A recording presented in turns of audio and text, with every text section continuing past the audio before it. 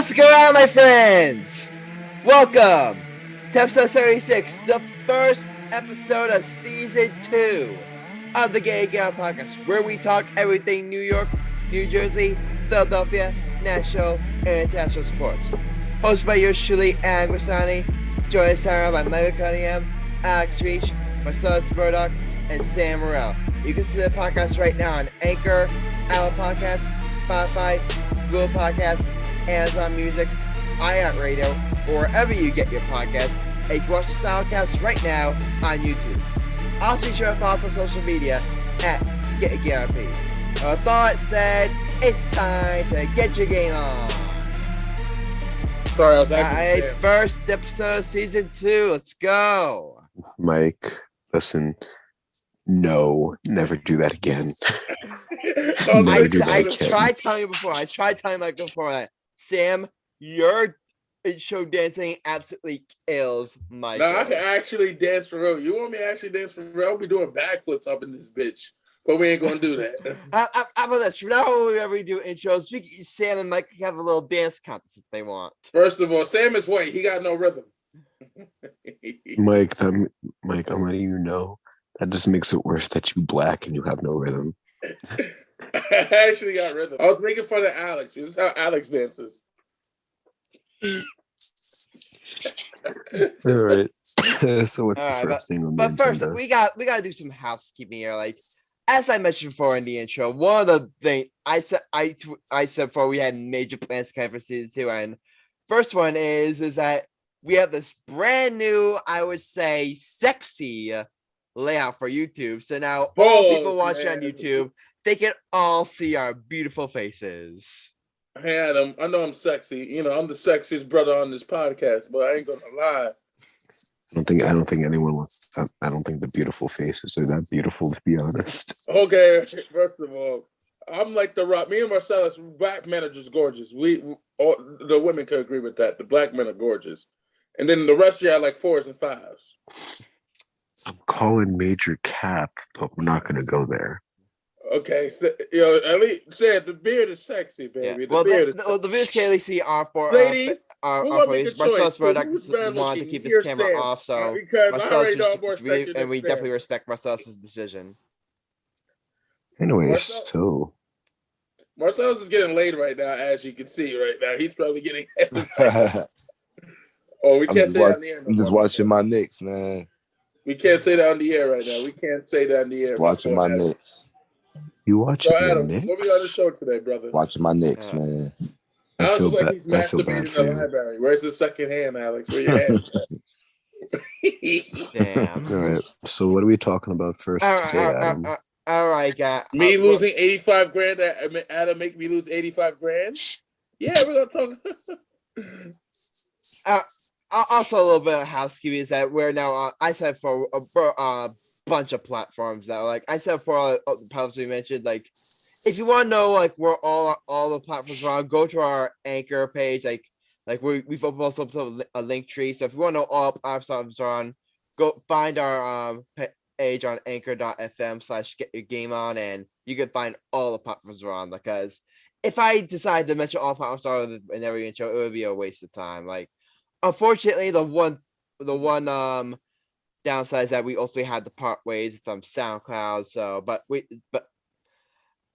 as they say, nothing ever worth fighting for was won without sacrifice. So we just want to say, folks at SoundCloud, we appreciate you guys carrying us for the first season.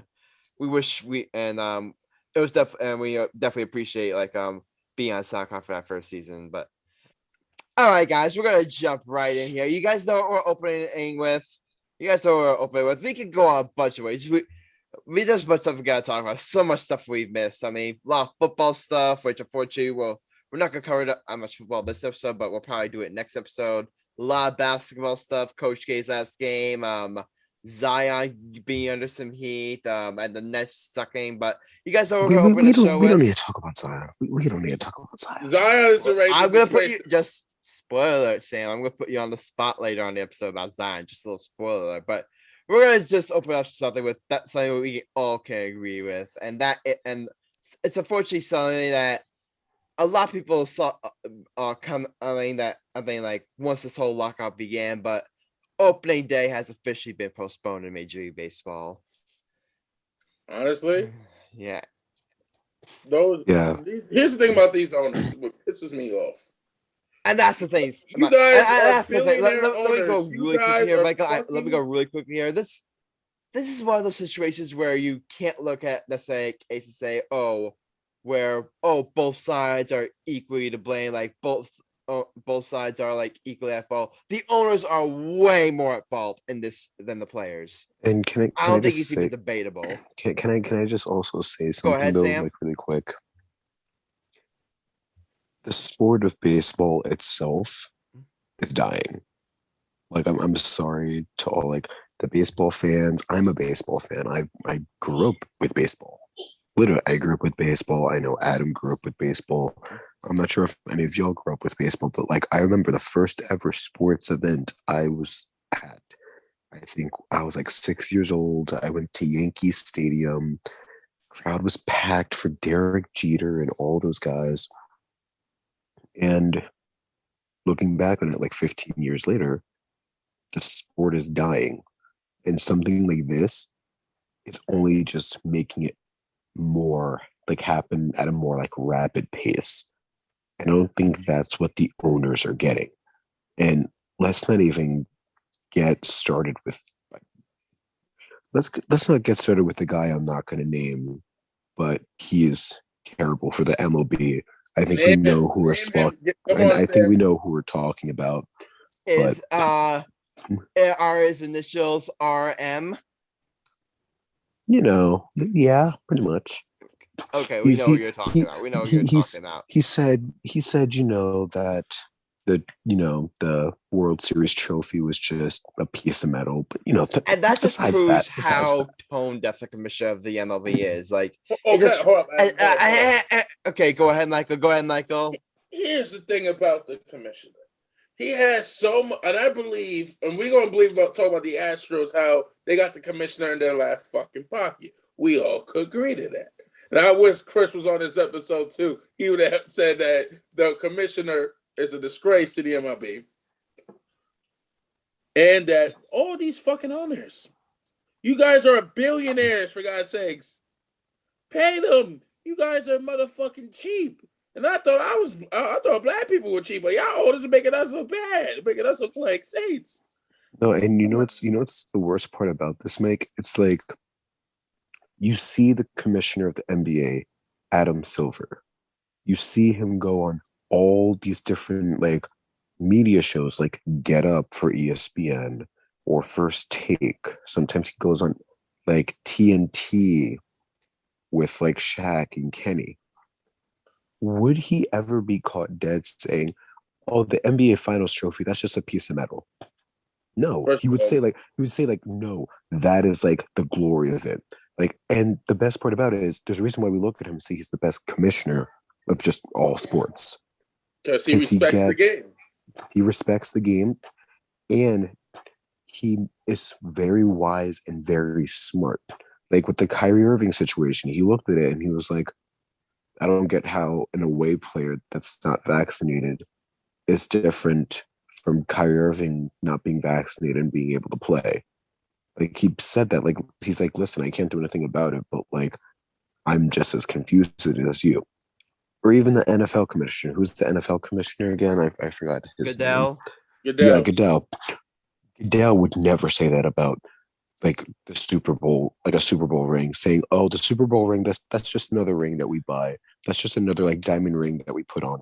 Like he's like, no, a Super Bowl ring is like, you win that just shows you're one of the better NFL teams.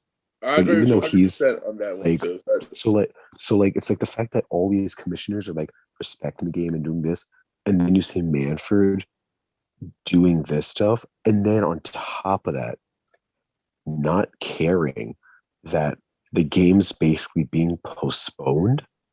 Like he's just announcing it. He's just like he's so literally smiling, like and laughing up as he's about to announce games for people. So I mean, how tone deaf can you be?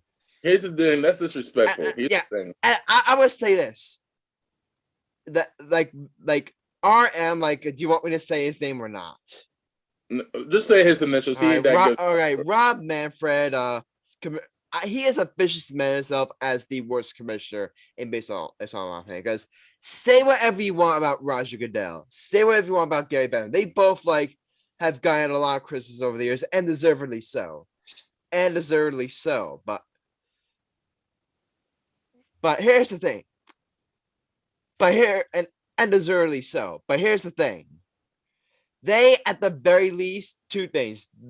One, they know how to grow their sport, and B, they at least show that they care about their sport. Like, they at least show that they at least have some of a passion for their sport. Rob Manfred, he doesn't know how to grow the game. Number one, that's barely obvious. Even though he was supposed to, even though the owners brought him on, he to be that commissioner or grow the game, he hasn't done that. And two, he clearly just does not seem like he really loves the game, loves the game he commissions the way, other commissioners, the way Adam Silver loves basketball, the way Roger Goodell loves football, the way Gary Bettman loves hockey, He just seems like he just doesn't seem like he has that same passion for a sport, or like you said, Sam, no, would you see Roger Goodell call not the Larry O'Brien, the Vince Lombardi Trophy a hunk of metal? He would never in a million years say that.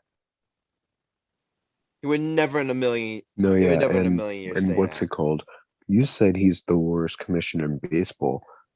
I'm taking it a step further. I'm saying he's the worst commissioner ever, just in sports. And here's the thing: sometimes. Okay, so in terms of growing the sport, that is a little bit on the players, just because what's it called? It is a little bit on the players just because the players, you see NBA players, they promote their game through Twitter and Instagram and through commercials. MLB players really don't do that. You rarely see MLB players doing any of that stuff. So that is kind of on the players. At the same time, it's how can they promote the game and do all this stuff when you're not paying them, when you're not giving them the recognition they deserve? This is their fourth pay cut. That's awful. This is their fourth pay cut. And I get you're dealing with COVID and that stuff, but you're billionaires. The owners are billionaires, and Rob Manfred should be trying to put their foot down. For example, I'll give you an example. NBA owner Steve Ballmer, the guy who replaced the racist Clippers owner. I forgot his name, but I don't think it really matters. Sterling, I want. Or as we like to say, he shall not be named. He who shall not be named. But go ahead. Guys, I'm trying to be classy. It's Sunday. Yeah. Come on, don't start talking about idiots on Sunday. It's the Lord's Day. Anyway, but yeah, it's Steve Ballmer. Steve Ballmer is there cheering on his players every single Clippers game. He's doing all this other stuff. He's paying his players hundreds of millions of dollars. That's what an owner should do. An owner should be at the game, enjoying the game, pay their players, respect their players. And all these MLB owners are just saying, hey, I'll just give you, $1 million over 4 years. And I'm thinking, $1 million over 4 years? They're playing a sport. They're playing Major League Baseball. You know how straining baseball is on the body? People don't realize. Don't get me wrong. Baseball's not an athletic sport. It requires athleticism, obviously, but baseball's not really that much of an athletic sport. However, it still has the same amount of strain because of the amount of games being played. There's over 100 games to 150 games, I'm pretty sure, in the MLB being played every year. That's a lot of strain. So the fact that they're not getting paid and the owners are just being like this, It's unacceptable, and the game's dying because of it. And here's the thing, Sam. It's easy to make the argument, oh, it's millionaires versus billionaires. It's easy to make that argument when I just looked this up. Like, what's the stat here? I believe 71% of Major League Baseball players make under $1 million a year. Like 71% of Major League Baseball players make under $1 million a year. Yeah, that's absurd. Like the minimum NBA contract, and I'm not even lying. Like the 10th man on the roster that is probably only gonna get 2 to 3 minutes a game is getting paid $2 million just for 1 year. Exactly. And the highest paid stars like Aaron Judge and people like that are getting paid 10, 12 million over 4 years. And I'm thinking 10 or 12 million over 4 years. Steph Curry is making that much in 3 months. Not a year, not 2 years, 3 months he's making as much as Aaron Judge. Come on, man. Here's the thing. Sam, I will correct you there. Aaron Judge, the reason you can say that Aaron Judge is that he hasn't hit free agency yet. Because it's easy to make that argument, but when you look at players like Mike Trout, look at the contract he got. Fernando Tatis, look at the contract he got. So that's the one thing about this lockout is that no matter what happens, the big stars, the Aaron Judges, the Mike Trouts, the Carlos Correas, the Corey Seagers, as we saw, they're gonna get their bags. They're gonna get their money. The big stars are gonna get their money. It's mostly about I said before, from at least from a player side, it's more about supporting the average MLB player, and especially the minor leagues. It's more about supporting those because MLB clearly has not done nearly enough a job supporting those players. These are billionaire owners, and let me really want to let me really emphasize how shady these owners are. Did you guys read this column by Jeff Passan? He did a column he wrote a column for ESPN, absolutely ripping the owners. And here's one quote from unnamed general manager in Major League Baseball. This is an unnamed general manager in Major League Baseball. And here's what one general manager said during these negotiations, what the players are asking for. Quote, "It's horrible," one general manager said. 6 years should be 6 years. But here's the kicker. But what are you supposed to do? Not take advantage of them? That shows how these general managers think. They're literally, these owners and front offices, they literally are hardwired to think oh, we need to literally exploit our workers. That's literally how they're being hardwired to think.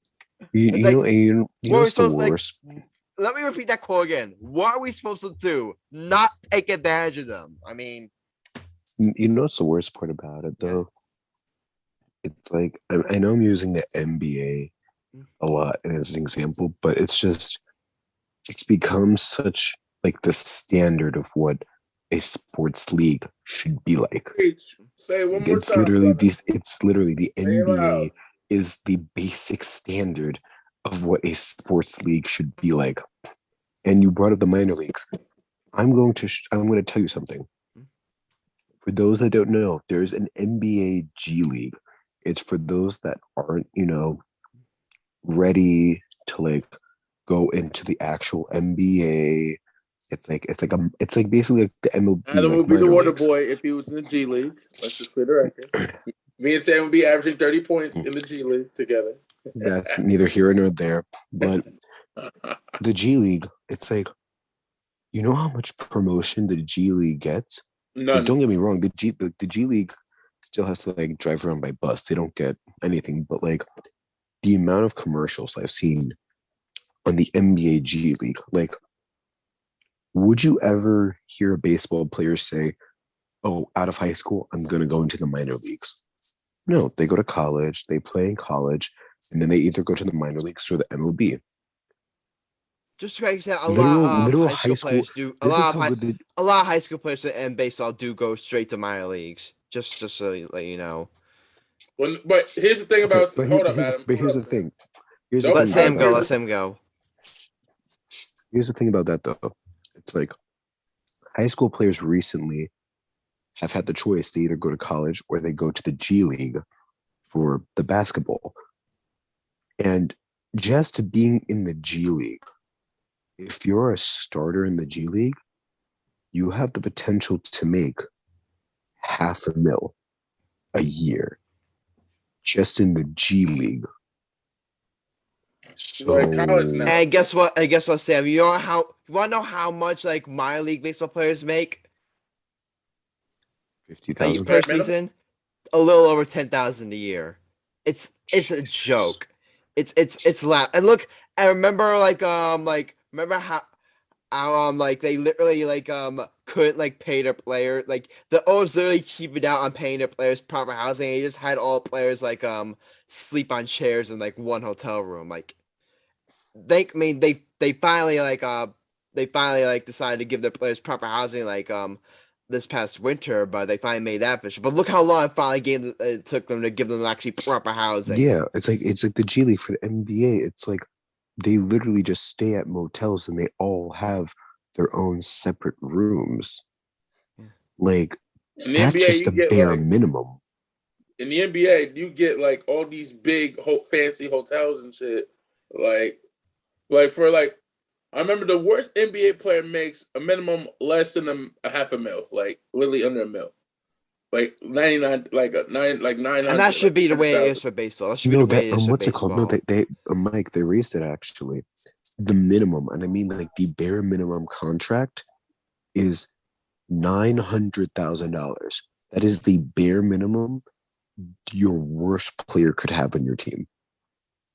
Man, that's the thing. A lot of people could look at it and say that's looking at it and be like, oh, that's too much, or the worst NBA player on a team, or the worst MLB player. But here's the thing: if you are a professional NBA player or a professional MLB player, if you're a professional basketball player or a professional, if you're a professional athlete, if you're a professional athlete and you make it to the NBA or the MLB, it means you're one of the best, in the world.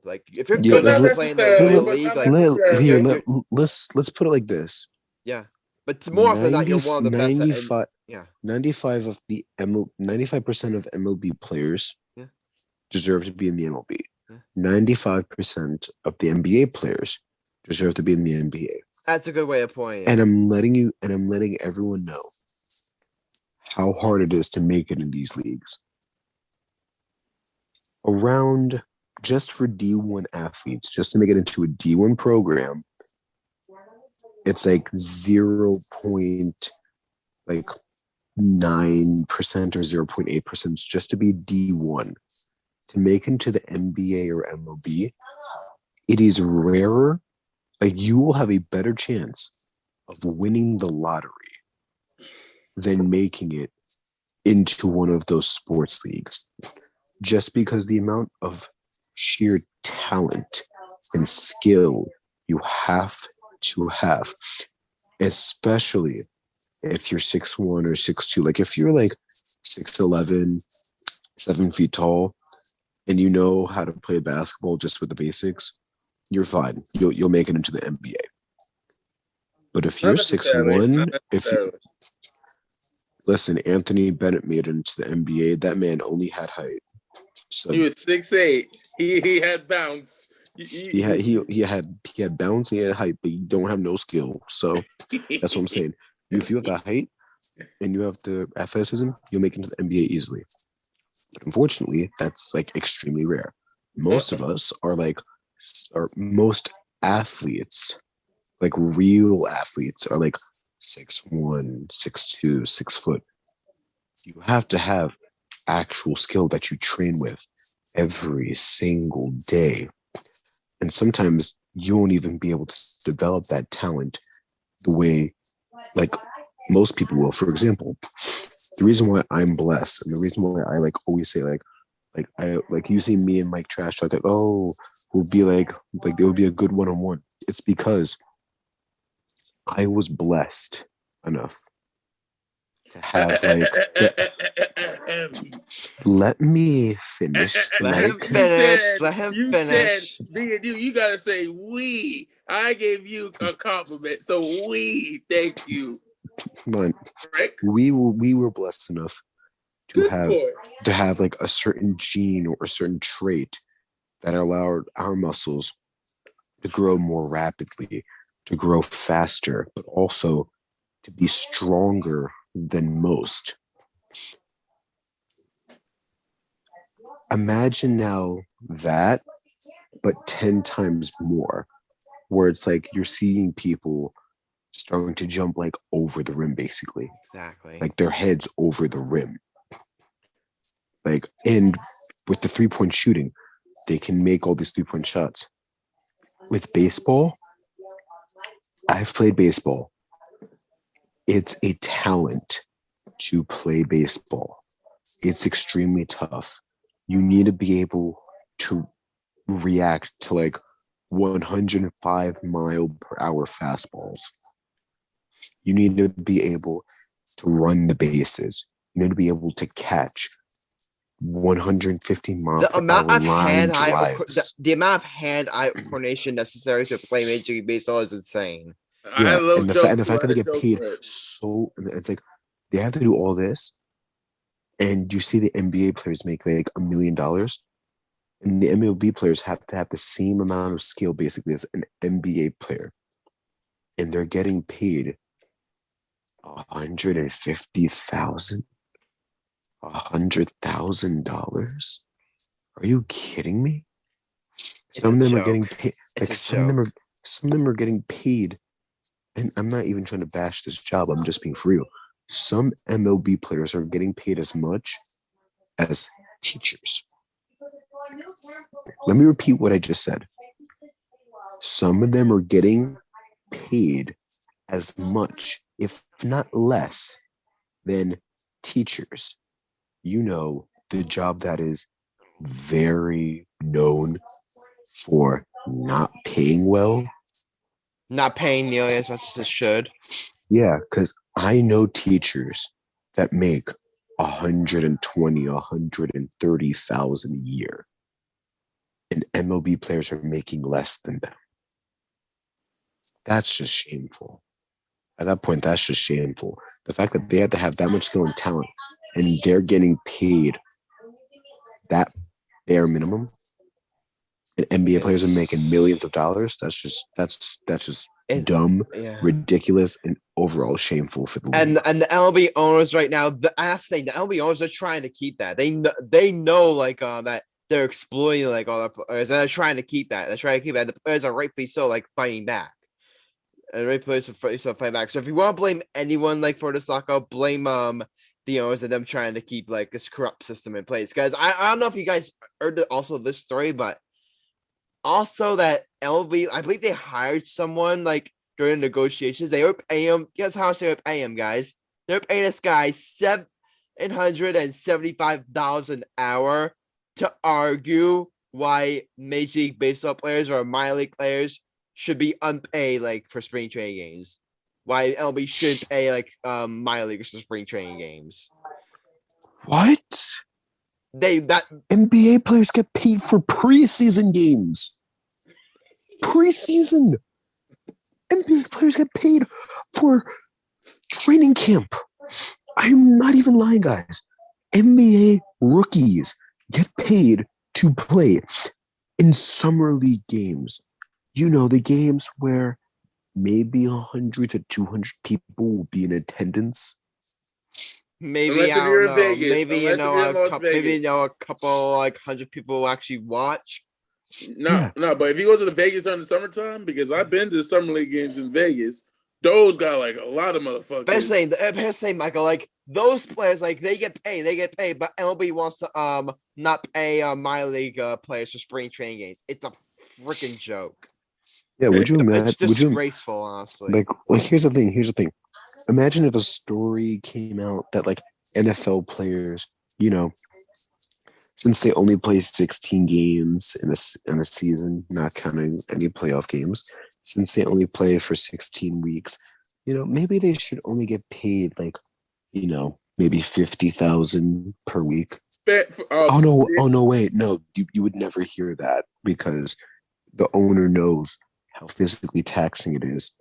And even though it's 16 weeks, he knows how packed it gets. Like, Yeah, definitely. it's ridiculous. And this is why it all goes back to the same thing. The sport of baseball is dying. And I'm not even lying. That's the thing. And I'm not. And that's Adam. Look at. I wanted to bring this up, Sam. Look what happened with Kyler Murray and how much of a stud he was.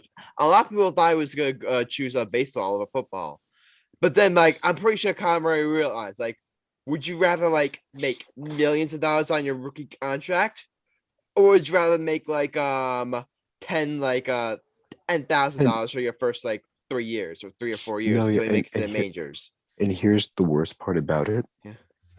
And this is me making a prediction. It's a very unfortunate prediction. I'm calling it. Baseball's only got 6 months to a year left. Here's the thing, Sam. Do I think the sport of baseball will necessarily die?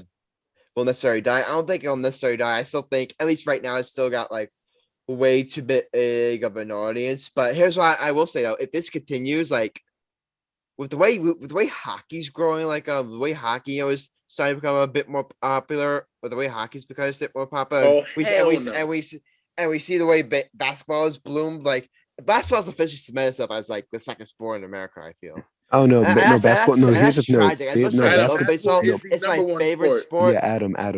Basketball is actually the number one sport right now. You know that, right? I don't think it's overtaking football. At least not ratings wise. At least not ratings wise. No, trust me, Adam. I'm letting you know, basketball has overtaken football, but football still like. Here's the thing. Like football and basketball are top two. Like football and basketball are top two. Stephen A. said it perfectly. Basketball is more popular than football. However, football is just like a religious thing at this point. Like football is basically just a religion. You just watch and you just do it. Exactly. Yeah, like basketball. However, here's the thing, boys. We gotta realize basketball. Just think about it. Kids like grew up in the hood like I did. Basketball was the way out. For basketball and football were the way out. Yeah, pretty much. If you would have asked me, little Michael, 10-year-old Michael, I would say basketball was the way to get out. Football. You never heard people say, let's play baseball, Because I'm telling you guys this. If you're playing pickup sports, you're not going to get a group of 18 guys to play baseball. If you're not in the league. There's no and that's actually one of the arguments of why baseball's dying. It's like, I could pick up a basketball and train by myself. I can call one of my friends up and say, let's play one-on-one. With football, I can call one of my friends up and say, let's have a catch. You and me. I'm going to go long and you're just going to throw the football. Are you really going to call for 5 to 6, 7 friends to say, let's hit some baseballs? And then you're just going to have to pick up all the baseballs? You're going to get a group of 18 people one day a week like playing baseball. The Sandlot days are over with. Yeah, here's the thing. Baseball is just baseball is dead. It's dead. And it does hurt me because you guys know baseball's my favorite sport. Like I love baseball. I breathe baseball. I've loved baseball my entire life, but I gotta look at it subjectively. Like baseball right now, it's definitely the third sport. Like behind it. Well, now do I think it'll necessarily die? Like sport. At least not right now. But no, it's the fourth sport. Soccer. It's the third sport. It's at best right now the third sport, and maybe someday it could become the fourth sport, or even if soccer continues, right, it could become the fifth sport. No, Adam, it's the fourth sport right now. Soccer's the third sport right now. I'm not lying. Soccer is literally the third sport right now. I'll have to look up the range, but I'll say, Sam, I wouldn't be surprised if that's true. I wouldn't be surprised, but yeah, right now, I'm pretty sure it's basketball, then it's football, then it's soccer, and then it's baseball. However, hockey is super close right now to taking over baseball as the fourth sport. I know. It's just, and it's only because like Manfred and these owners can't get their head out of their rear ends, and it's really, really sad to see. And You the know, sport of what's the baseball word? deserves better. The No, sport of baseball deserves better. no, but you know what's the worst part? And this is how I can tell. For those that don't know, I coach a travel team. And on my travel team, I have baseball players. I have travel baseball players for my town. And one of my baseball players, I'm not going to say who, one of my players on my team for basketball travel is literally this summer going to Arizona to have a chance to play for Team USA in terms of the 6th grade baseball league. Like they would be versing like Canada and China Congrats and to all those him. teams, I'm pretty sure. So he has the final tryout still to try to make it to the team because he made it to the finals. And he looked at me and said, I like playing basketball more than I do baseball. And he's that talented in baseball. That should just say everything right there. The fact that a kid is that talented in baseball and he would still choose basketball over baseball 10 times out of 10. It's sad. We gotta move on. But Alex, Marcellus, you guys have any? You guys want to chime in and give your thoughts on like the lockout stuff? I just think he's one of the worst commissioners, like you guys been saying. Fantasy baseball is one of my favorite things to do, and I'm a little upset. I also wanted to. I really was excited to see how my Mets were gonna look, man. I don't know. I just feel like baseball is a sport that a lot of people seem to like. It's very interesting. It's gonna be very weird without a season. I think there has to be a season. Something has to.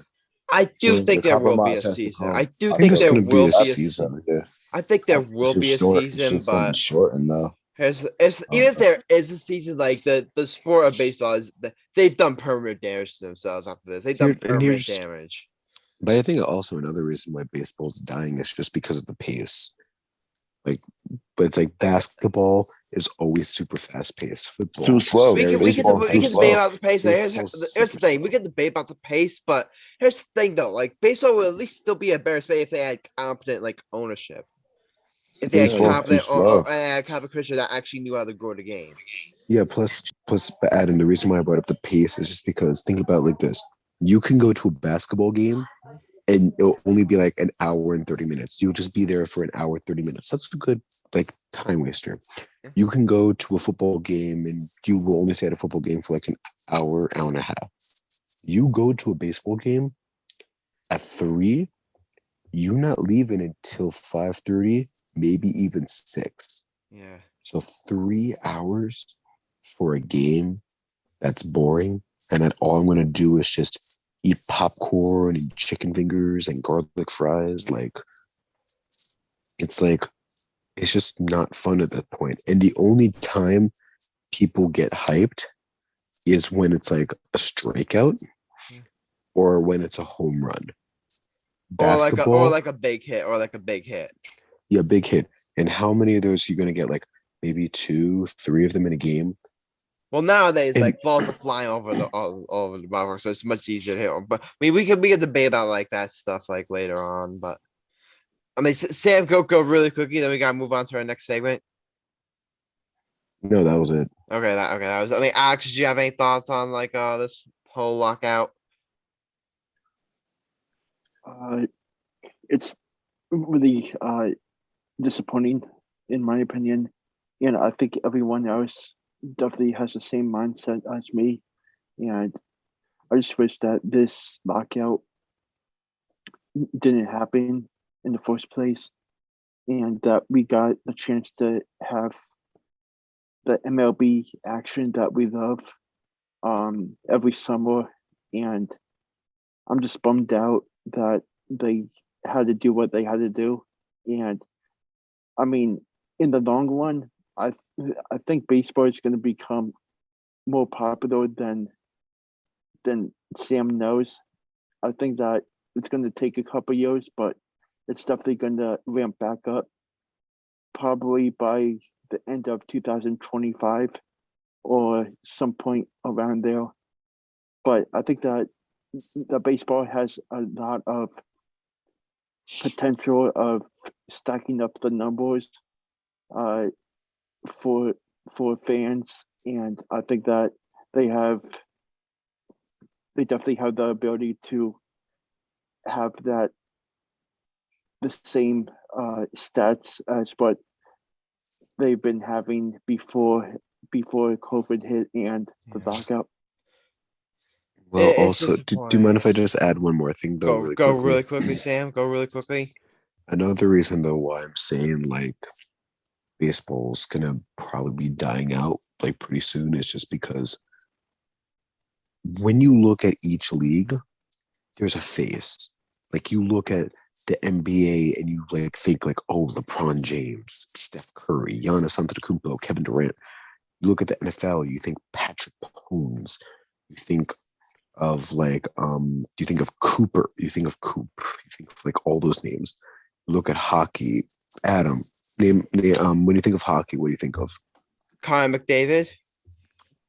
When you think of baseball, who's that really big face? You had Derek Jeter. Ever since Derek Jeter left, who's now that really big face that you like? You look at baseball, Mike you're like, Trout. oh, he's primetime TV. Mike Trout. Anyone else other than Mike Trout? I mean, you got But Shohei Ohtani. I mean, Fernando Ohtani. Tatis. I mean, you also. I don't think baseball understands the talent problem. It's more so the marketing and the owners get anyway. And another big problem with the sport is that LeBron James, like I'm gonna bring this up quickly. LeBron James and the best and like Patrick Mahomes, they're out there for the majority of the game. Like if there's like a fourth quarter, like 2 minutes after the fourth quarter, the ball's gonna be in their hands. Based on like the ninth inning, if there's a ninth inning, bases loaded, like 2 outs, there's no guarantee that Mike Trout or the big star is gonna be at the plate. Exactly. It's like when you go there, it's like you're like, no, yeah, this guy's box office. He's gonna be out there. I'm gonna be seeing him. You're gonna see the superstar shine.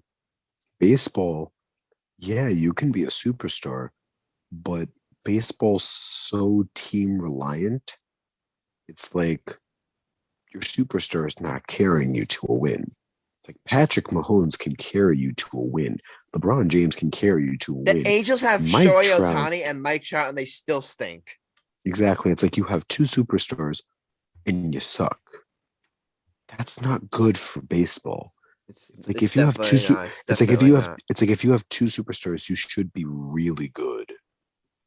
So yeah. Yeah, we gotta wrap it up now. Like, hopefully, the sport of baseball will experience better times ahead. But we gotta move on. But before we introduce our new hot take segments, little tease there. Before we introduce our new hot take segment, we do have to go one last. It's already been like a couple of weeks since like the closing ceremony ended, but we gotta do it. We gotta recap like the gold medal game and everything, and all the stuff that took into place in the Winter Olympics. So, Alex, give us your last, at least for now, the last Alex Winter Olympics storylines. Alex, take it away. So there's definitely been a lot of events that took place in the last couple of days, and Is it 2 weeks now? I mean, yeah, I mean, like, I meant to say the last couple of days in the 2 weeks, in the 2 week timeline, and I honestly I haven't been keeping up as much as I needed to talk about it right now, but I'm trying to see if there's anything that stood out. But well, there's one. I believe who won gold in ice hockey again? I think it was Russia. I think they did. I have to double check that. I think they did too. I mean, Max, did you get a chance to catch the closing ceremony? I did not. I Did you? Not really, not really. I didn't really get a chance to go. I watched some of it, but I didn't really get a chance to watch it. I did watch the gold medal game though.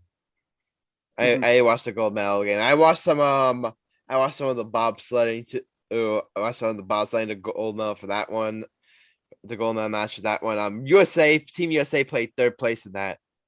They won bronze. They won bronze. Did you get a chance to watch Sean White? No, I didn't. Uh, I'm not sure who won. Who won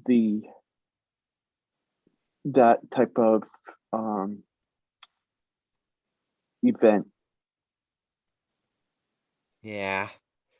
Yeah. I'm not sure. I mean, also, I think also, yeah. But did you have anything else? Did you have anything else that you wanted to add, Alex? Or is Uh, that pretty much it? that was pretty much it. Yeah, I mean, we had to like kind of do a Winter Olympics storyline segment but that's the thing. It's been like what 2 weeks since the Winter Olympics ended, so we had to do like one little thing there just for the closing ceremony and everything. But yeah, so I understand like your memories. Our memories are kind of like faded since it's been already 2 weeks since the Winter Olympics ended. But we had to get that segment my out of the memory. way. But My I do mem- think, I do think it was I saw the Winter Olympics. You know, I really got into curling. I really got into curling. I love the bobsledding, and obviously I love the ice hockey tournament. And hopefully we'll see the NHL go back to the Olympics come 2026. Go ahead, Alex. my memory has been stuck on basketball for the past couple I weeks. can't blame you. I can't blame you. I can't blame you. But Alex, great job with last ever Alex Winter Olympics storyline. So great job, Alex. But guys, it is time. In season 1, we had the fan favorite segment called Mike's Hot Take. It was a fan favorite segment, but just during these past couple of weeks, when we decided if we're playing for season 2, like we were just because he changed, we made this. When we were discussing like changes we were gonna make for season 2, we decided why have everyone do a hot take? Why not have everyone really do a hot take? So we're changing the segment from Mike's hot take to the hot take of the episode. So here's how this is gonna work. Every single episode, one of us is gonna do a hot take, and it's just the thing is Mike's hot take. Like someone does a hot take, and we all vote, and we're all gonna approve, and we're also gonna all keep records. And at the end of the season, we'll crown a hot take champion. But here's the twist, guys. If you want to know how we're gonna do this and what order we'll be going to, I don't know if you guys told you yet, but yeah, we're doing a hot take. It's called the hot take of the hot take of the episode. So here's how this is gonna work. We're gonna decide who goes each episode by luck, by lottery. I've got this really great spinning wheel How app. about let me go since it was my idea to do the hot take. So you gotta let the reigning champion go first. We'll let up to the wheel, all right? So that's gonna be a nice spin. You're not gonna know who's gonna go until I spin the wheel. I feel like this is some bullshit just because it probably won't land on me the entire season. But here's the thing. Here's the thing though. Like here's the thing. Honestly, I'm gonna put all 5 of our names on the wheel this time. But if you already went, and like you won't go again until everyone else like has gone. Okay. Okay, Imagine you try to have a hot take and you're doing a podcast. You're like, wait, now you're gonna know how I felt when I couldn't have hot takes. So this is gonna be fun. Man, yeah. Micah's gonna love just watching us suffer. I want to be petty. I want to be like all the Sam hot takes and the Alex hot takes. I'm being petty as fuck. But guys, are you ready to see who's gonna do the first hot take of season 2? Please let it be Alex. I am praying. All right, I'm gonna screen record this and I'm gonna send it to you guys so you guys have proof. All right, here we go. Spin the wheel starting now. Please land on me. Please land on me. And the Please land first on me. hot take of season 2 will be done by me. Fuck. Yo, no, that's some bull. That's some bullshit. I think that's some bullshit. Hell, your I'm gonna ass have got to go picked. first. I'm gonna have to go first. All right. I mean, so you don't have to go first. I can go first for you. I I can have go a first really for good you, hot Adam. take. So basically, you want me to pass over to you? No, pass over to Sure. me. Screw this. got Screw it. the white boy. Screw the white boy. Give it to the black man. Fuck you, I Mike. don't want to change the rules, so I'm gonna go. I'm gonna go here. So what am The I gonna white- do for the my white hot boy take? always gets a lot of chances. What am I Give it to gonna the do black for man. my hot take? Oh man, I gotta think of something. Sam, All I right, love you. here's what Like, I'm gonna do. you Here's what all. I'm gonna do. Here's what I'm gonna do. All right, guys. So here's gonna be my hot take. I'm gonna argue why the Brooklyn Nets are a far superior franchise to the New York Knicks. That's And not here's even. why. That's not even a hot take. Here, man. I'm talking about how they're because here's the thing. Here's why this is a hot thing. Because there are so many Mike, people that claim like, Mike, oh, like the Knicks are like, oh, it's a Knicks town. It's a it'll always be the Knicks have more fans, and they assume that because of that the Knicks are like a better franchise. Well, let's look at the two franchises the past like couple of years. The Knicks, how many times has the Knicks made the playoffs in the past like 2 decades? I think in the past 2 decades. Past 2 decades, probably I enough s- times to count on one hand. I Let me. think Let me. I Let me. think 98, 99. We were in the playoffs in 98, 98. I said Mike, past Mike, decade. 99, Those 2 don't count, decades. Michael. 2001, I Mike, 2 said the decades. past decade. 2004. Those I'll don't get to the count, point. Michael. 2004, 2013, 2011, 2012, 2013. Should I keep going on? Last year too? Yeah, last year. So I think Last year, you guys made the I think like playoffs, and 6 look what you guys times. this year. Y'all stink. 6 years. 6. Okay, let me ask you a question. Y'all ain't doing so well your damn self either. You guys are in 9th place, and you guys Yeah, have we are in the 9th place, best. but at least you're still in the play-in. You We're have still in the Kyrie play-in. At Irving, least we who kind is of have the an excuse greatest of ball Kyrie handler in the Irving and NBA, all in the the NBA injuries. today. And you had the best scorer in the NBA, and you had the best like big man that could play the point. That's probably like a second coming to Magic Johnson and Ben Simmons. And we y'all still have a can't better get the record than damn you job. guys. We And still you have guys a better still can't record get than the you damn guys. job. We're a Hell, I'll better give red Alex some credit. franchise. At Sean least Marks the is one of Sixers the are doing well. smartest I can give my man basketball Alex some minds credit like because I've in the been harder world. to Joel Sean Marks Embiid is this one of whole the year. best GMs in the sport. What? Sean Marks is one of the best general managers in basketball. He is one of the best general managers Hold up. in basketball. Michael just laughed. Michael just laughed because Adam, no, Adam. Do You you were know what saying? you're saying?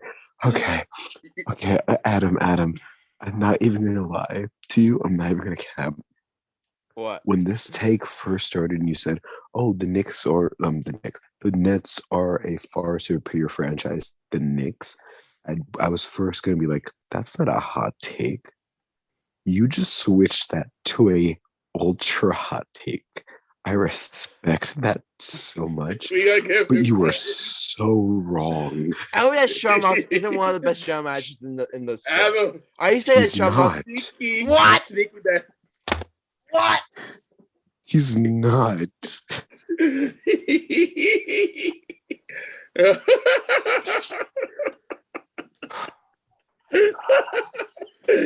What?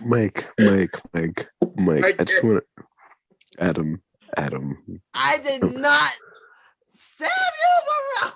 I did not Adam. do that. Adam. You did Adam. not just say that Adam, you're Sean talking Marks to is not. pedophile. Adam. Take a look back. Take a look back at what Sean Marks did. When he first got on the job. Look how much of a dumpster fire the Nets were. Look how much of a dumpster fire Yeah, the Brooklyn Nets were. when he first got them, they were trash. And then what does he do? He gets a washed up Paul Pierce, a washed up Kevin Garnett. He didn't even make that trade, you dum-dum. That Okay. was Billy King. Okay, he's right. Okay. He's right. Hold You're up, right. You're right Sam. about that. Sam, let me get into this, Sam. I help you. Mike, I got you, baby. I got your back. Mike, I got Okay. this. I got this. Please, Just don't worry. Adam, I run a roast his whole entire existence today. He screws me out of 85 grand. Now it's time to be to screw him, shall we? Let's throw the cards on the table, okay? Adam, if you guys could win the championship, then I'll say he's a great general manager. Here's the thing. You have a part-time player in Kyrie. And that's Sean Marks' fault. No. Here's the thing. He wasn't supposed to even be playing. Mike, let me get this. Trust me. I got this. No, I got this. This is Adam.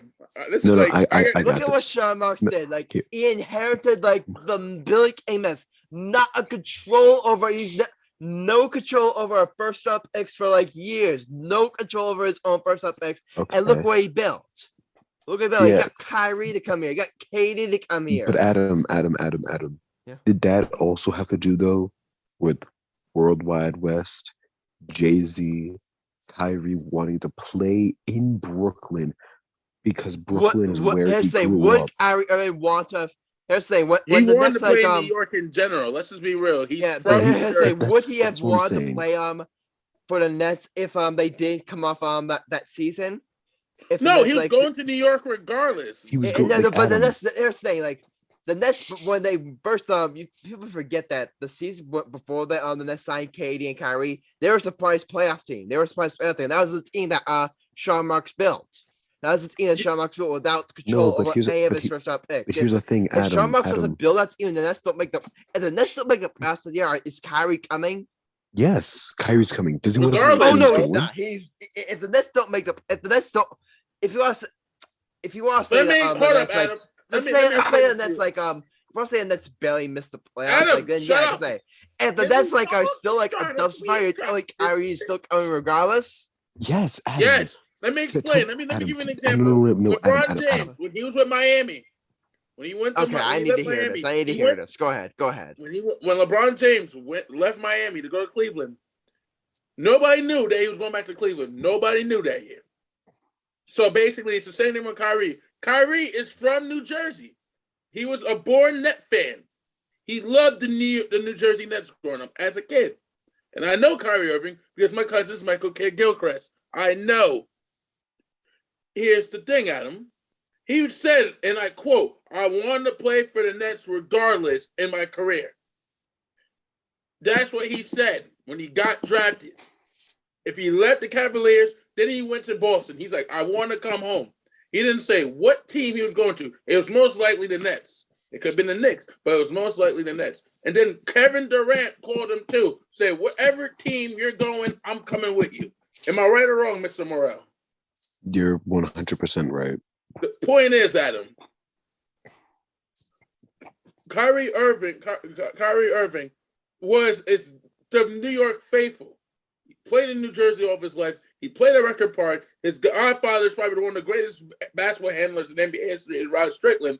But in case if you don't know who Rod Strickland is, look that motherfucker up. That's all I'm saying.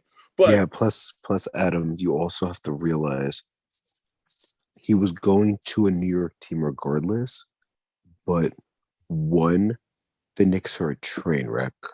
So why would you ever go there? especially with Two, James they Dolan. have I was gonna say that too. They have James Dolan as an owner. We know how terrible he is. And number three, DeAndre Jordan, if you remember that season, was on the Knicks. I remember that He well. I didn't- remember that. He didn't play. And Durant went to DeAndre Jordan and said, "My boy, are the Knicks good?" DeAndre Jordan probably said to him, "No, they're not good. I don't want to Well, stay with duh. the Knicks." He's not going to let his boy DeAndre Jordan suffer. So he's going to say, "Okay, now that I know what I need, I'm going to go to the Nets." Here's the Especially thing, because though. Here would be my bill. If the Nets were if the Nets were like let's say the Nets were just as much of a dumpster fire. Let's say the Nets were still like in that Billy King mold. Would Kyrie still have went there if they were a dumpster fire? yes, they would Yes! have because You're bugging. because the You're bugging. Knicks I can't. Adam, he Adam, would have gone. Adam, hold up, Sam. Adam, how long you been watching basketball for? Answer that question. How long you been watching basketball for? decade. I've been watching it since I was 3 years old, and I'm about to be True. 28. I've been watching this for over. All right, go ahead. All right, I get it. I've been watching this See how for it 2 is, I see how decades. it is. Yeah, it's like Adam. We're not saying that Sean Marks isn't It's a bad owner, brilliant mind. bad manager. I'm just saying, we're saying Kyrie was going to end up in the Nets regardless of wherever they were, because he's from he said his favorite All right, player. even if was that is the Casey case, Kidd. even if that is the case, you're telling me that you're telling me that Sean Marks like had because nothing that to Sean do Marks with is it. He had nothing to do with it. He had Plus, nothing to do with it. Adam, if you remember correctly, even if that's true. Even if that's true, Adam, let me even if finish, that's let me true, you finish. gotta give Sean Marks credit for creating the cap space to get Kyrie and KD. No, but Adam, you also have to remember something. You also have to remember he traded away Karis LeVert and Jared Allen for James Harden. James And in Harden respect, that was a bad trade. And James Harden didn't want to go to the Nets. He wanted to play in Philly. Let's all be real. He wanted to play in Philly.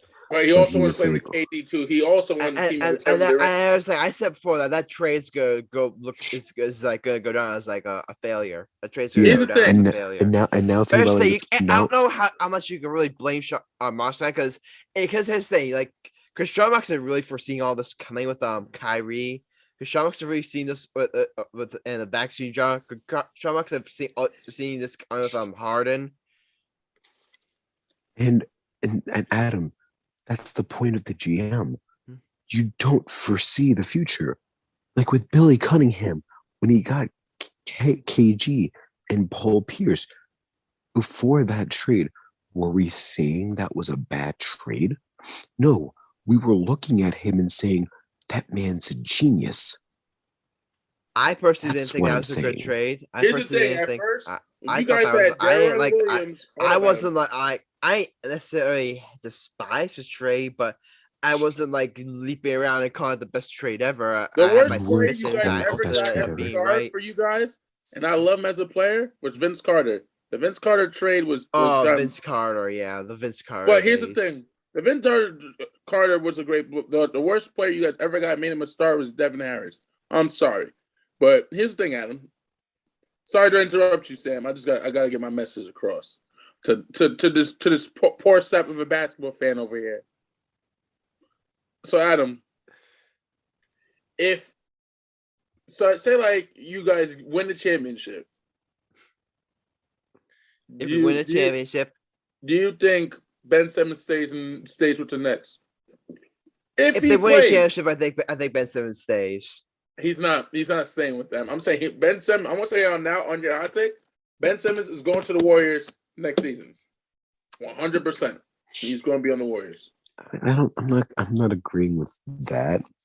However, he's going to the Warriors, dude. However, I want you to think about this. You gave away your future of Karis LeVert, Jared Allen. You got rid of Spencer Dinwiddie, who was very good. Got rid of all of those guys for Ben Simmons, Seth Curry, and Andre Drummond. Andre Drummond was a stud. No, and you have to realize, you also have to realize that you've gotten a Kevin Durant, who he's still Kevin Durant, but he's way more injury prone. And you got Kyrie Irving, who skills-wise, I will say it over and over again, skills-wise, he is the most skilled basketball player to ever touch basketball. I'll say Allen Iverson. But leadership-wise, there is no leadership. There's nothing. You guys don't have a leader to take over. Like here's the thing: if Kevin Durant could stay healthy, I would say he could be. He's that killer instinct. You guys don't have a leader. Like, for example, the Sixers, even though I hate the Sixers, I'm going to give them credit. You get Harden. Now Harden's being a leader of that team with Embiid. I'm saying they may be if they win a championship, I'll say Yeah, just wait until Harden ditches the Sixers the way he he's did with the playing great with the Nets. Sixers. They're undefeated right now with the Sixers. He's not ditching the Sixers. No, Him you and know what? Embiid are like Alex. What do you got to say, He was brother? playing like an MVP level with Brooklyn last year. Look what happened. Alex, Just wait until the man starts saying Alex, he's you not guys happy. talk, Look brother. what Use your happens. words, brother. Wait, you're the Philly expert. You tell me. I mean, Trust me, Alex. I know from personal experience with James Harden. And I know Alex probably got a James Harden jersey as we speak, but Alex probably has every single Sixers jersey. okay, let me talk. I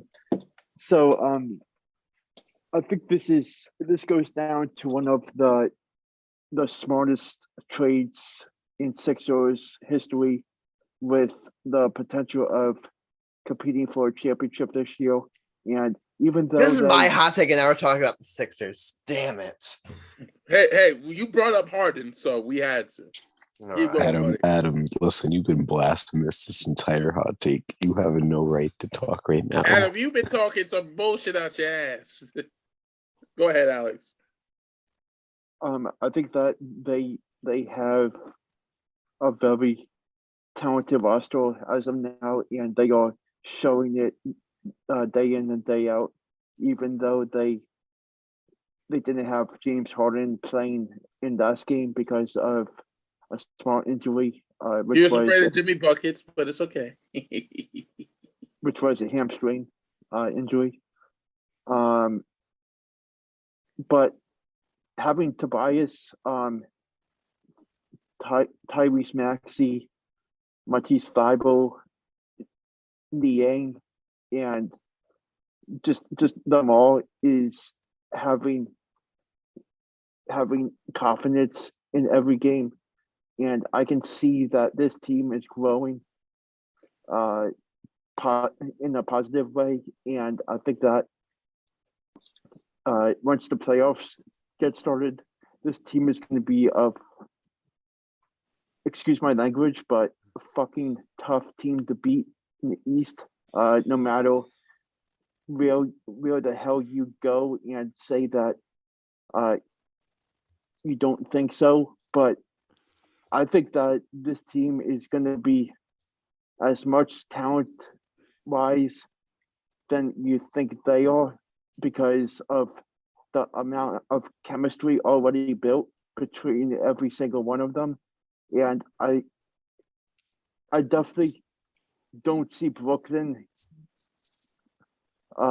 doing what they were supposed to do.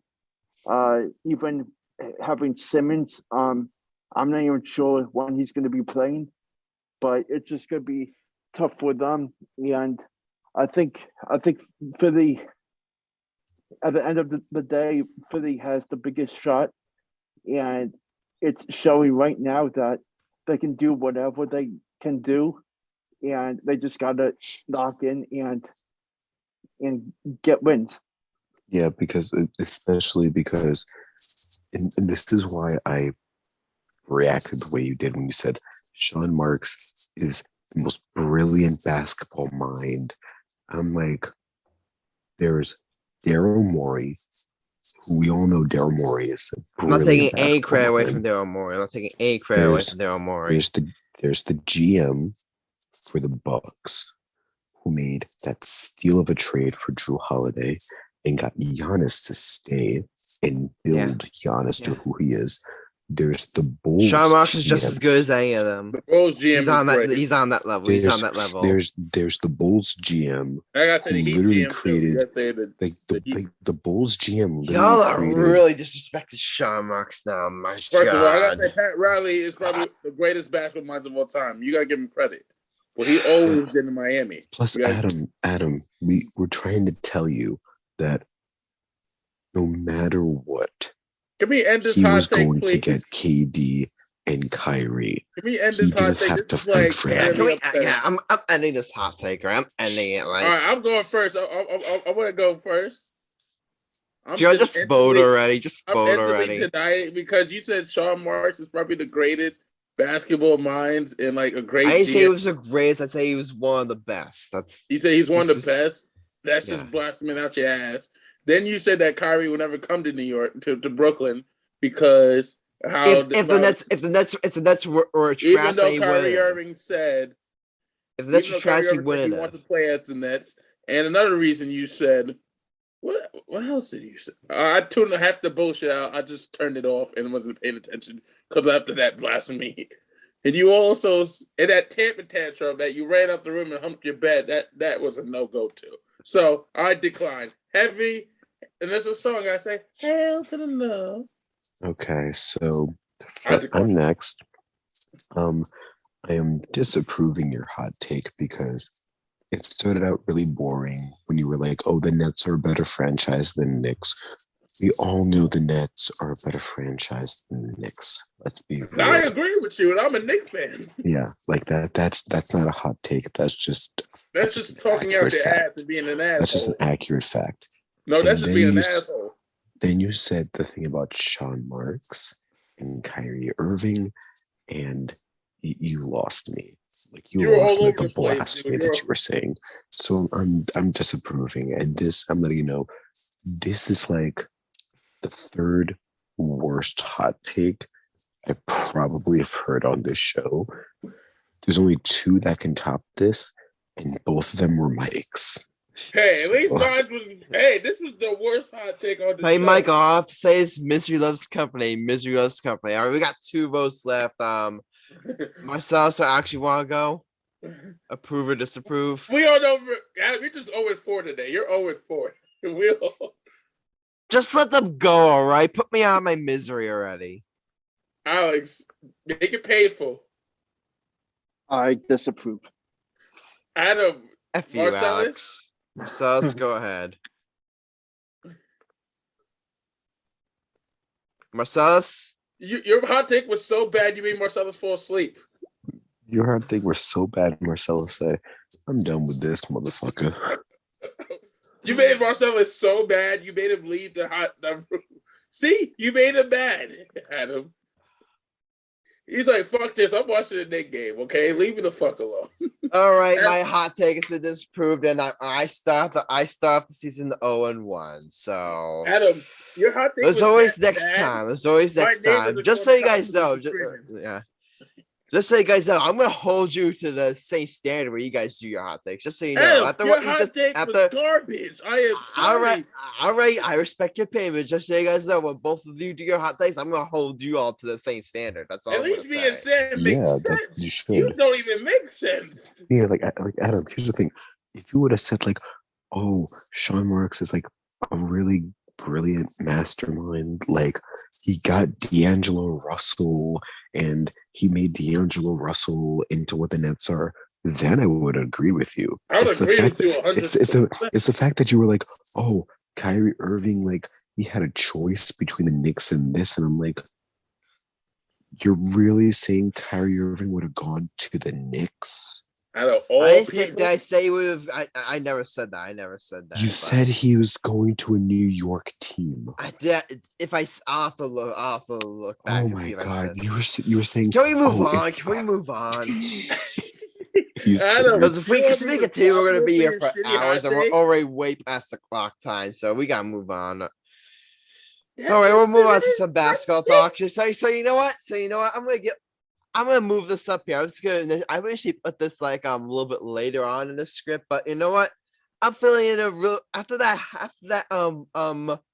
garbage, shitty hot take. After that, I'm like in a mental mood here, so I'm gonna put one of the people who disproved that hot take on the spot here, because we had got some news recently in Pelican land that apparently Zion Williamson, like when the Pelicans acquired CJ McCollum, did not talk to CJ McCollum. He didn't reach out to him to say, "Hey, welcome." And I don't know if you guys heard this on First Take, but JJ Redick, Zion Wilson's former teammate, by the way, just ordered him, and that's just and I'm definitely gonna give Sandra Fleury because I'm sure he's got thoughts on this, but that's a really bad look for Zion Wilson, because guys, how often do we see like former teammates three players rip their former teammates like in the media?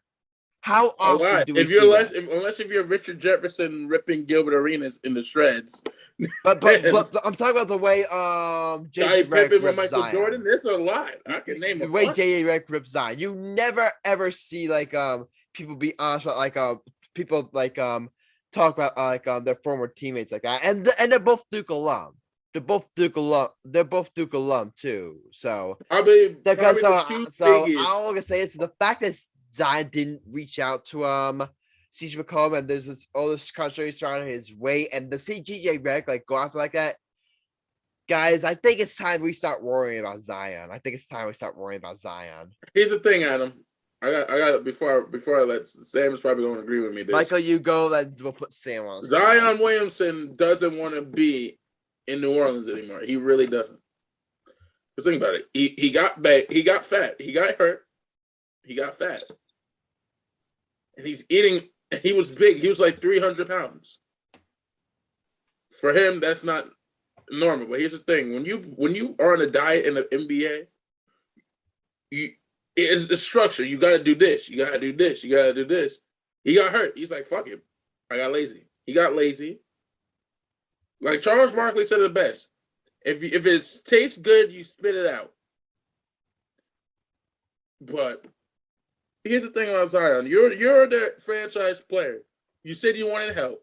You get Brandon Ingram, who is probably my opinion. He's the most underrated All-Star in the league as a small 40s. They underrate him, and you also have CJ McCollum, who should have been an All-Star in his career already.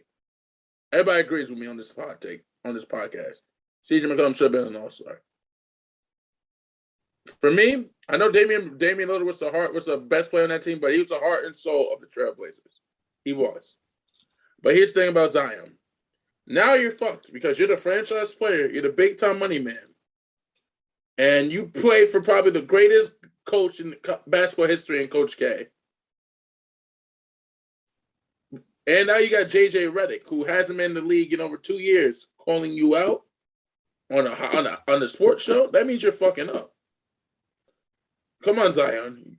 You're the face of the league. If you wanted to trade, you could have forced a trade during the trade, and they would have traded you to whatever team you wanted. And your rookie contract comes up, and I think you're still on your rookie contract for another 2 years. I think for another year, 2020, summer of 2023, he's allowed to ask for another team. But I believe Zion Williamson wants to be traded. He doesn't want to be there anymore. I know Sam probably disagree on me on that, but I'm gonna let Sam have the floor. Sam, buddy, the floor is yours. I don't even want the floor. I don't even want the floor, to be honest with y'all. You're a Pelicans fan here.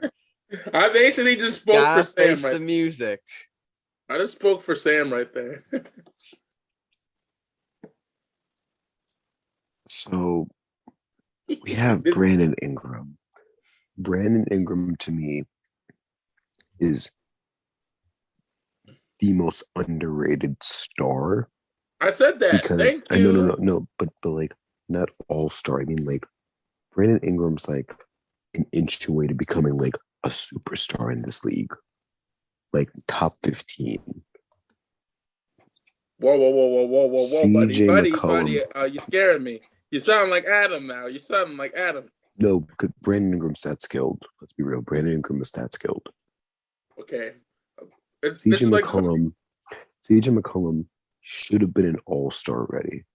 And now CJ McCollum's starting to play his true position, which is the point guard. Because he had to play shooting guard because of Damian Lillard. We all know CJ McCollum was a point guard. Now, we have those players. We have Jonas Valanciunas, who's a very good center in this league. Very good center. A 21-10 man. Yeah, 21-10. Who should have been an all-star in my opinion, but we'll agree to this. And now Zion has a contender around him. You don't even give CJ McCollum a call. Like, if you don't do it immediately, that's fine. Literally, CJ McCollum had to tell TNT, I didn't even get a call yet from Zion Williamson. Are you absolutely out of your mind? Zion Williamson doesn't give anyone a call. He doesn't even want to be part of the New Orleans Pelicans. He wants to be a New York Knick. You know what I'm saying right now? I'm saying, if you want to be a New York Knick that bad, that's fine. Why don't we make a trade already? We give the Knicks Zion Williamson, and we get back R.J. Barrett and Cameron No. Reddish. No, hell no. You dipshit motherfucker. You try. Here's the thing. Like the Sam, only no. reason I feel like the big reason like that trade they might fall apart is that the whole reason like the Knicks would be really getting Zion is to complete the trio of like Cam Reddish, RJ, and Zion from Duke. Sam, you evil, evil man, Sam. You did just to screw with me. Sam did just to screw with me. No, but I'm really disappointed in Zion Williamson. Like even here's the thing, even Anthony Davis, we all knew that AD wanted to go to LA. We knew after his third year he wanted to be a Los Angeles Laker. And that man said, I'll be a Los Angeles Laker, but let me at least, while I'm still on this extension, let me try to win a ring here so that I can say I helped the team that drafted me. And the team that drafted him, I'm not going to lie, the Pelicans, they didn't give him any help. They gave my man's no help. They gave him Drew Holiday. And you had DeMarcus. Remember that year you just had DeMarcus Cousins that year before he got hurt? That's true. You had DeMarcus Cousins. They gave him help 1 year. But after that, they basically gave him nothing. We gave Zion Williamson everything he needs to succeed. And even though the Pelicans lost tonight, they were on a 4-game winning streak. Brandon Ingram and CJ McCollum are scoring 26, 27 in these past 6 games. Like, they're tearing this league up right now. And you're not coming back to that team. That looks really bad. That looks really bad. And if I were the Pelicans, I would tell Zion, we're going to trade you, but you have to sign with us first if you want the trade to happen. Otherwise, we'll just sign you. Because if you remember, I'm pretty sure that Zion is a restricted free agent right now still. So he has to come back to the Pelicans. I think he's restricted at the end of the year. Yeah, so he's a restricted free agent, so we can match any offer. And we would match the offer. So Zion would still be a Pelican no matter what. But my thing is, he's acting so much like a child, and he's letting his family dictate what's going on. And I'm thinking in my head, why are you letting your family destroy your career? Like, they want him to be a New York Knick, and I'm thinking, Steph Curry wanted to be a New York Knick. Look at how he made it work in Golden State. Exactly. You're telling me that you can't make it work with the Pelicans? If you just get one chip with the Pelicans, like Kawhi Leonard stayed with the Raptors for 1 year. But in that 1 year, he got a chip, and he's one of the most celebrated people in all of Canada. Literally, you just get one chip with the Pelicans, and then you can say, all right, when you won, bye. Plus, it's not like these other places, like, and I'm not trying to bash these places, but it's not like Cleveland or Charlotte, where it's like, oh, they're kind of nice, but they're not really that nice. New Orleans is gorgeous. New Orleans is gorgeous. And you're not staying there? You're not even next to the team? This is just a really bad look for Zion. And it's only a matter of time before we realize Zion's going to the Knicks. And if he goes to the Knicks, I'm letting you know he is going to be a bust. And that's the thing, like, because as Zion coming into this, Zion's coming into was coming to the league was like people thought he was gonna be the next LeBron James. He was considered to be the best prospect like in all basketball, like since LeBron. Like, so could we see like I'm not gonna sound sacrilegious for saying this, but this is gonna be like kind of like an awkward comparison, but guys, could Zion Wilson be on his way to becoming the NBA's version of Jamarcus Russell? Who? You know, Jamarcus Russell? No, No. Adam. Here's a better thing. Could we be seeing the second-hand version of the number 1 pick being Greg Oden Mhm. and the number 2 pick being Kevin Durant?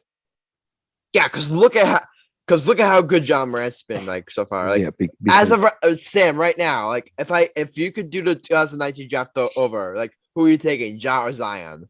oh, John Morant easily. It's not a debate. At least not right now. Yeah. It's not a debate. And because here's the thing, and this is the sad part about it. People always say, "Oh, Greg Oden's a bust," and I agree, Greg Oden's a bust. But I always hate saying he's a bust because when The injuries Greg really Oden- got to him. Because when Greg Oden was healthy, he was looking like he would be the best big man in basketball. Like he was looking like, this is how good, I'm not even lying, this is how good Greg Oden was when he was healthy. Greg Oden was the second coming. He wasn't this player. He was the second coming of Shaq with a jump shot. That's how good Greg Oden was. He was about to become the second-hand version of Shaq if Shaq had a jump shot. And the fact that injuries derailed his career and Kevin Durant took off, that's why people call him a bust. Zion Williamson, when he plays, we know he's really good. But he's just too injury prone. And John Morant's looking like an MVP candidate right now. So, yeah, that's what's happening. I mean, I don't think I could have said it better myself. I don't think I could have said it better myself. So, Sam, I just want to say, like, I'm sorry what your Pelicans are going through, man. I'm sorry. Listen, I feel the pain. We sympathize with you. Listen, this is how good my Pelicans are right now. Mhm. The Pelicans are so good right now that in order to beat us, the Nuggets literally had to make Nikola Jokic score 50 points while getting a triple-double. They barely just beat the Pelicans. So yeah, at least you have that to hang your hat on. At least you have that to hang your head on. At least, my Pelicans beat the Lakers by 30 points. Micah, you gonna sit there and take that? What You you gonna say? sit there and take that? At least my Pelicans beat the Lakers by 30 points, so at least we're better than the Lakers. Okay. First of all, At least my He's team's actually just going to make mad. the playoffs, unlike the Lakers. how many championships do the Lakers have compared to your Pelicans? Then talk. If y'all win a championship, then you can talk. Thank you. Next. Mike, Before we quick get to question. our, Wait, go ahead. Mike, quick question. How many years has the Lakers been in the league? That don't mean shit. How many times you guys had a title run? Do you guys even won a championship in this decade, or at least since you've been alive? I've seen the Lakers win a championship since I've been alive, and I can name all the years they won. 2000, won- 2001, yeah. 2002, 2009, 2010, 2020. I saw my team win championships in my lifetime. Thank you. Yeah, I haven't done that yet. But here's the thing.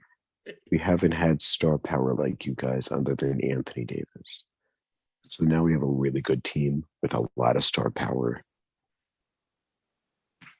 We gotta wrap it up. All right, before we get to our best, we do want to do one quick college basketball story here. I mean, we're definitely gonna. I mean, it's tournament, so we're definitely gonna wrap up the college basketball talk on future episodes. But we gotta talk about Coach K's last game. Michael, you're a Duke fan here. Unfortunately, the game didn't end like the way many Duke fans wanted it to. But shut up, Mike. Yep, Take it away. All right. I remember when I was 8 years old, my sister got accepted into Duke University. This is why I became a Duke fan. I fell in love with basketball under 3 coaches. For 3 people, Kobe Bryant, Marcus Camby, and Coach K. Because when my sister went to University of Duke, I got to meet Coach K when I was younger. I went to his basketball camp every year. And he's just a great human being. He's not a great coach. He's just a great human. 43 years coaching the same team, boys. 43 years. I know you can hate the Duke University basketball program, but you cannot hate Coach K. He's a saint of a human being. Yeah, I mean, he won, what's it called? Isn't he also a gold medal winner with NBA players? He's also a gold medal. And you have Kobe would have said, the late, great Kobe Bryant said, if he would have went to college, he would have went to Duke University. That's how much respect he had for Coach K. Just remember, he's the reason half the NBA players go to the NBA. For one and done, RJ Barrett, Zion, Cam Reddish. You also have Kyrie, Joel Okafor, Tyus Jones, Justice Winslow. You also have Quinn Cook, who didn't make it. But you also have Danny Ferry. You have Grant Hill. You have probably the greatest Duke player of all time between J.J. Redick, Grant Hill, Christian Laettner. He made a lot of NBA players legends. And it's just, when you go in, I've been inside of Cameron Indoors for a Duke UNC game when I was 12 years old. That arena is nuts, boys. And when I saw that last night, that arena, I was like, damn, I wish I was in that building. Let him out. But all seriousness, boys, let's put respect on Coach K. I think, in my opinion, he's the greatest college coach of all time. Yeah, and to piggyback off that, let's really say who Coach K is. To put in perspective how good of a coach Coach K was, every single year he would get offers from NBA teams. And I'm not talking like a light Shitty contract for like first year coaches. I mean like he's getting like Greg Popovich Money. type of contracts to coach an NBA team. NBA players like LeBron James respect Coach K. They listen to him. That's how good of a coach Coach K is. That's why he's no doubt the best college coach to ever do it, because he was an NBA coach, but he just decided to be loyal and stay with the college program. He was supposed to coach the Lakers in 04-05, but he changed his mind at the last second. And I remember that because when I was a 10-year-old kid, my dad tells me Coach K is going to the NBA. I was like, really? Guys, he's that damn good of a coach that you have the greatest basketball player in the league that says he will probably win at least 8 championships if Coach K was his coach. Coach K will win at least 8 championships if he was coaching the NBA. Let's be real. Real recognizes real. Am I right or wrong? You're 100% absolutely right. Here's the thing. I've been a Duke fan as long as I can remember. And man, it's just gonna be hard, not next season, not watching Coach K at Cameron Indoors. I think he's gonna be a special advisor to the team, but he's not gonna coach them because he's not gonna give up basketball fully. It's in his blood. He's not gonna give it up. Like, you know how like when Derek Jeter retired, when he first like went to baseball, he was like a special advisor to the Yankees.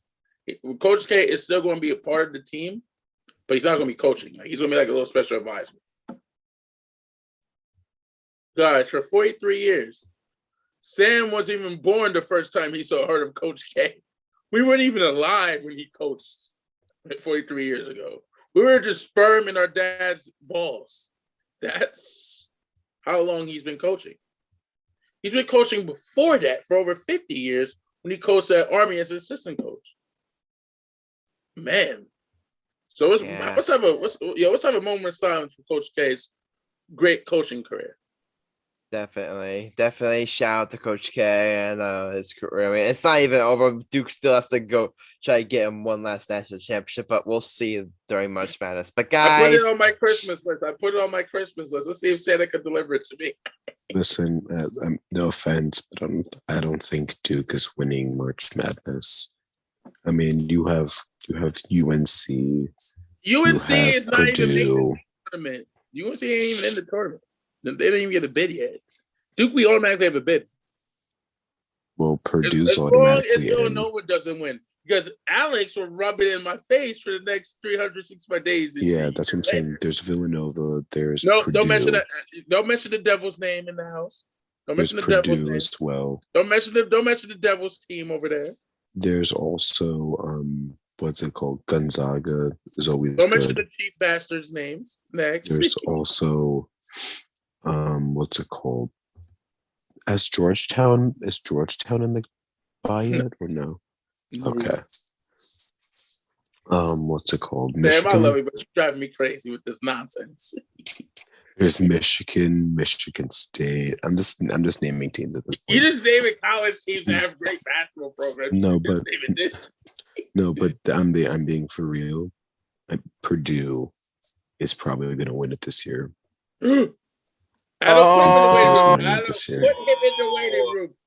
him in the waiting room. He deserves to be in the waiting room for saying blasphemy. Sam, I know where you sleep. I want to come find you. Adam, if I say Rutgers will win March Madness, do I not go to the waiting room? You don't go to the waiting room then. Okay, Rutgers is winning March Madness. You're off. Sam, you're fired for blasphemy. All right, guys. You know what it's time for? Best of the episode. The season 2 debut. Can I go first? Well, Alex has to go first since he has to leave, but we are doing a little bit of a new system here because last season it was a big flaw that it was all about points. It was all about points and records didn't mean anything. So really quickly here's how we're gonna do it for this season. At the end of the season, like we're gonna give everyone out stars at the end of the season, like for both record and points. So for example, like the guy with the first best record will win the guy with the first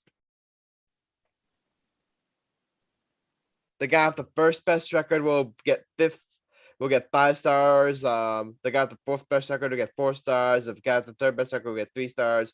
Fourth place will get 2 stars. Fifth place 1 star, and last place will get no stars. The same thing with points. Most points gets 5 stars. Second place gets 4 stars. Like yada yada yada. So basically, to give an example, like if we had done this for first season, like if we'd done this like scoring system last season, I would have came first place with 9 stars. Michael would have came in second place with 10 stars. Marcellus was actually at finished in third place with 5 stars. Sam would have finished in fourth place with 4 stars. Axel finished in third place with 3 stars, and Chris would finished in last place with 2 stars. So that's gonna be our new system for season 2. But guys, I mean, actually, you might have to go really quickly here first because I'm gonna do a little something here. I'm gonna do something, all right. Before I get started, that's what I'll say, everyone. Take a bow before your ringer. Take a bow before your defending champion. You want me to put a bow in you? Which foot you want? Which foot you want in your butt? But guys, as your ringleader and defending champion, Sam, you tell me the word. I got I'm close in my backyard. You tell me the word. I decided. I would do three things. Number one, if it ain't broke, don't fix it. So I'm gonna choose something that got me the win last time. That ultimately got me the championship. And Where's my two, bottle? I'm also gonna bait someone on this podcast into going head to head with me. I'm gonna do a little head to head action to begin season 2. Actually, I think you know where I'm going with this. I'm taking the Brooklyn Nets over the Philadelphia 76ers on the money line on Thursday. That is my bet. Alex, you can go now. Are you gonna take the bait? I got something cooking myself. Go ahead. So it's a 3-game parlay. Remember though, like record matters more to sign out. So think that before you do parlays. Just go ahead. Okay. So I'm gonna do Warriors money line and Steph Curry over for the points on Tuesday. Gotcha. My second one is Purdue Fort Worth money line against Northern Kentucky. All right. Also, we do have Chris's bet. Chris couldn't make this episode, but we do have his bet. And Sam, I think he's gonna go head to head with you. He's taking the Grizzlies over the Pelicans on the money line. All right, Sam, you're up. Are you gonna go head to head with them? Well, I'm gonna do a parlay. I'm gonna be taking the Pelicans over the Grizzlies. And I'm going to choose the Philadelphia 76ers to win. Against who? I'm not sure. The next game. All right. I'll look up the next. I'm pretty sure the next game isn't against the Nets. It's not the one I picked. So it's basically I'm just choosing Philly and the Pels to win. All right, gotcha. All right, we don't have Marcellus' bet, so Michael, you know the drill. You're gonna go for Marcellus. I think he fell asleep. Marcellus, are you there? Marcellus fell asleep. Michael, you can do his bet. I'm gonna put the Knicks for Kings on the money line. I'm gonna do them a parlay. Knicks versus Kings, and then Knicks over Kings for one. Yeah. And that's Marcellus' bet. Yeah. Hold on. Keep going. All right, go ahead. Give them a parlay. Suns over Magic. All right. All right, Michael Cunningham. Last up, go ahead. I'm gonna take. I'm gonna take a Sam bet. Magic versus Suns over Suns. Now I'm playing. Damn. If I was stupid, then I'll do it. But I actually have a brain. I'm not somebody on the show. No offense, buddy. Go ahead. I'm gonna go with how the Mavericks been playing. I'm gonna take the Mavericks over the Jazz. How Luka's been playing. All right. I'm going to go Mavericks over Jazz on the money line, and I'm also going to do another one. And what's your next one? Let's see who my Lakers play. I want to see who they. I'm gonna go Lakers over Spurs because I feel like all right. that win against the Warriors gave them a real confidence. Mm-hmm. So, and we're playing on the road, and we're a better road team than home team. So. We're gonna get the job done. Gotcha. All right, guys, that's all for our bets. That's all for this episode. That's all for our season 2 debut. That's all for our season. But before we close out the show, we do want to we would be remiss and we'd be tone deaf if we didn't mention the situation going on across the seas in Ukraine, and we just want to say our hearts prayers go out to all those affected by the war going on there. I mean, it's just Michael. It's just really dark times this world is going through. Yep, it's a very, very dark time. Yeah, and yeah. So we just want to mention that. I mean, we're seeing a lot of activism like going on like across sports as well. We've seen like I don't know if you heard this, Michael, but we saw like a Russian player like on the camera write "No More War," and it's just nice to see like all like people like no matter their ethnicity. Like this is one of those times where like I want to read this like I saw this great tweet that I saw this really great tweet in that basically like this stuff should be like bring us together. Like this is not the time for like political debates. This isn't the time for like us to get like so divided. So this is like where we need to unite and say, yo, this is an issue and it needs to be addressed. Alright, but guys, any final thoughts? No. Alright, guys, that's it. This is episode 76 of the Game On Podcast. Yours truly, Adam Grassani, Mike Cunningham, Alex Reach, Marcellus Burdock, and Sam Brown. Thank you, Heard.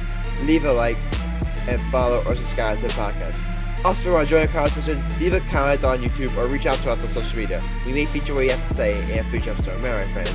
Those strategies is just fancy. If you can imagine a world, believe in it and dive in. See you next time, and until then, stay lit. And we're out.